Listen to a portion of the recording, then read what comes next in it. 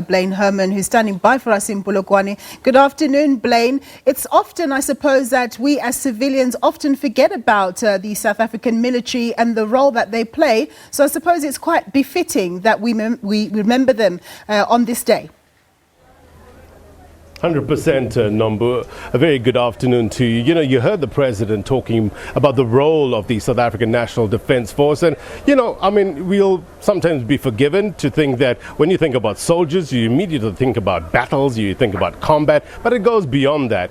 These soldiers are really involved in humanitarian efforts, really involved in disaster management, and with the frequency of the storms and cyclones that we've been having of late in this part of the world, they are coming to the fore more and more. You know, with regards to climate change issues, they are in every facet of South African lives. And the president was also talking about, you know, career opportunities at the South African National Defence Force. There's been a blitz, a career recruitment blitz, so to speak, over the last couple of days here in Polokwane. The South African National Defence Force has really been here for the better part of 2 weeks, trying to set up and get the public to know more about you know, what they do and how they train and what's in store other than combat, so to speak.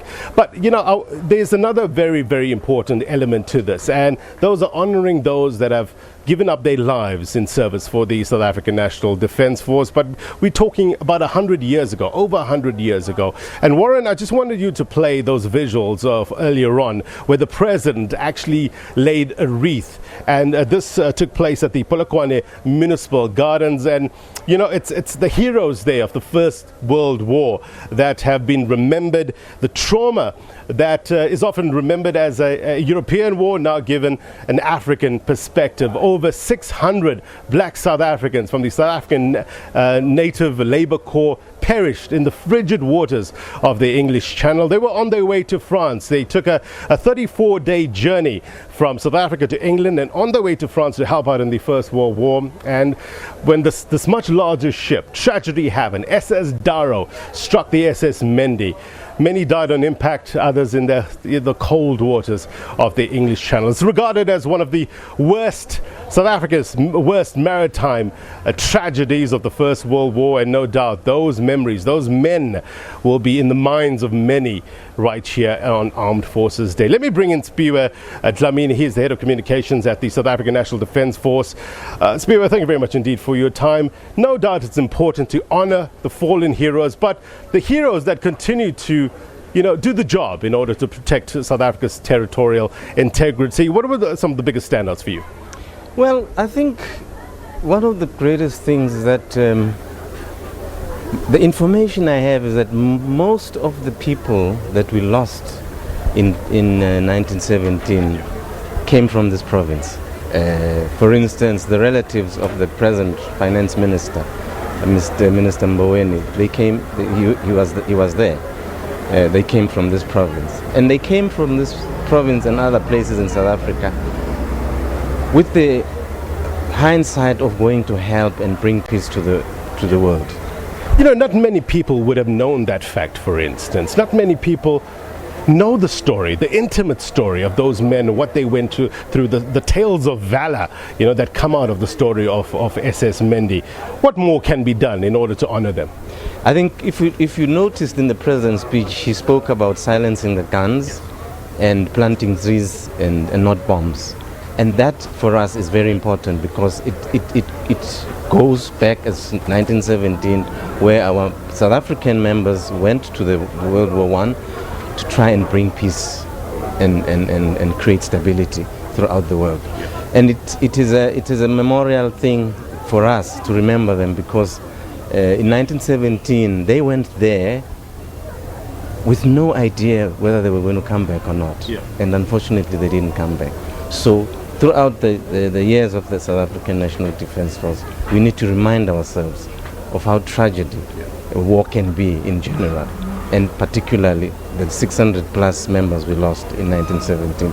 And I would like just to share this with you quickly, that in 2017 we actually took a journey, a similar route that the SS Mendi took from Cape Town. Correct. To the English Channel. One of our corvettes, vessels, Navy vessels, took the journey in honor of those members. You know, I was involved in that broadcast as well, and my colleague from KwaZulu-Natal, Ayenda Mhlongo, was actually on that ship when they recovered the bell as well, if I'm not mistaken. Yes. Tell us more about this bell and how important it is.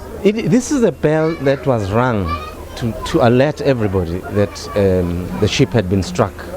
There was a huge accident, and the members on board were alerted to get themselves ready, either to jump and arrange that the rubber boats that were on board should be lowered and they jump onto those boats. But you can remember that most of those members who were there could not even swim.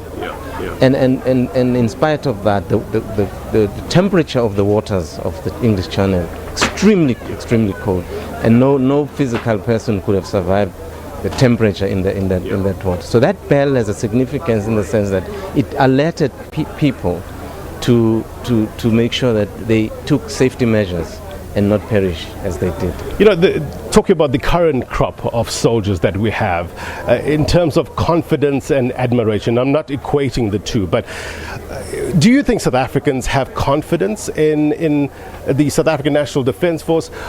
In terms of admiration, you know, when you look at militaries, for instance, the United States, and you see how much they love their military. They talk about their veterans. It's difficult to compare the two. It's vastly different. It's almost like apples and oranges. They are involved in wars, but does it take a nation to be in a war for a nation to appreciate their servicemen? No, it doesn't. Blain, if I can just talk about what you are saying. Remember, the SANDF is 25 years old. Correct. And we remember that before that we had a bad past. So people disassociated themselves with anything that was military. And part of this program that we are in today is to bring back the value and understanding and appreciation of the South African National Defence Force as part and parcel of a public entity that South Africans must begin to appreciate. And might I add that we did a research through the CSIR, not CSIR, HSRC, and 75% of South Africans believe in the South African National Defence Force. And this is not me speaking, it's a scientific research that was done by an independent institution. 75% believe in the SANDF. We need to up our game, particularly as communicators, to expose the SANDF more and more to the South African public. You could have seen the number of the public that were here. Quite a number of people were here. That is the aim of just not only this project and others, that we need to up our game and begin to talk and expose the SANDF more and more to our people. Simphiwe Dlamini, we've got to go. Thank you very much indeed, though, for your time and your insight. Great insight with regards to, you know, the stories coming out of the SS Mendi. It is indeed tales that we need to tell the South African public in large, in order for them, I guess, to get a sense of what people went through fighting for freedom for our country. Thank you very much indeed for your time. Simphiwe Dlamini, the head of communications for the South African National Defence Force. Lots of highlights. Nompu, you will be seeing them throughout the day. Some of the big takeaways from Armed Forces Day 2020. Next stop is Mpumalanga. For now, it's back to you.